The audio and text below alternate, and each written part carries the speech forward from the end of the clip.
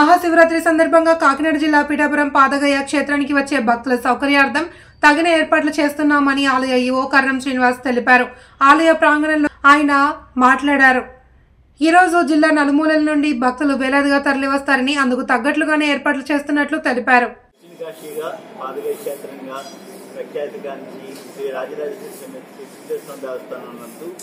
వార్షిక కళ్యాణోత్సవాలు మహాశివరాత్రి ఉత్సవాలలో భాగంగా ఈ నెల 24వ తారీఖు సోమవారం రాత్రి 8:30 సోమవారం వార్షిక కళ్యాణం జరుగుతుంది.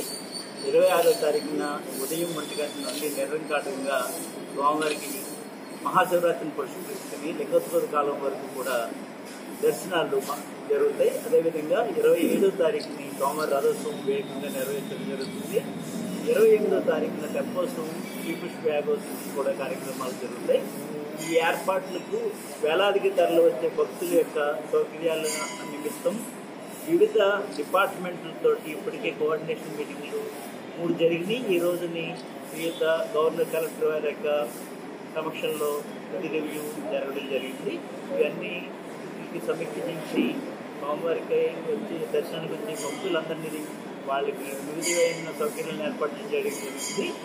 ఇందులో భాగంగా పార్కింగ్ 6 ప్లేసుల్లో నిర్మించడం జరిగింది. మున్సిపాలిటీ వారి యొక్క సౌజన్యంతో 6 ప్లేసుల్లో 60 తాత్కాలిక మరుగుదొడ్లను ఏర్పాటు చేయడం జరిగింది. అంతేవిధంగా కాకుండా లక్షలాది మంది ఈ పుష్కరిణి యొక్క పాదగయ పుష్కరించుకున్న ప్రాముఖ్యత పవిత్ర స్నానాన్ని ఆచరించడానికి వచ్చే లక్షలాది మంది భక్తుల యొక్క రక్షణకి సౌకర్యవంతంగా వాళ్ళ పవిత్ర స్నానాలు ఆచరించడానికి మత్స్యశాఖ వాళ్ళ యొక్క సౌజన్యంతో బోట్లను, గజేతగాళ్లను, లైఫ్ జాకెట్లను కూడా ఏర్పాటు చేయడం జరుగుతుంది. అంతేకాకుండా ఈ క్యూ లైన్లో ఉండే భక్తులకి ఎటువంటి ఇబ్బంది లేకుండా చెడు బందర్లను గత సంవత్సరం కంటే అదనంగా కూడా ఈ సంవత్సరం ఏర్పాటు చేయడం జరిగింది. సుమారు 300 మంది పోలీస్ శాఖ వారు, అదేవిధంగా దేవాదాయ శాఖ నుండి ఇతర శాఖల నుంచి కూడా సుమారు 400 మంది అదనంగా కూడా ఈ సౌకర్యాలు ఏర్పరచడానికి ఏర్పాటు చేయడానికి వాళ్ళ యొక్క సహకారం అందించడానికి ముందుకొచ్చి ఉన్నారు.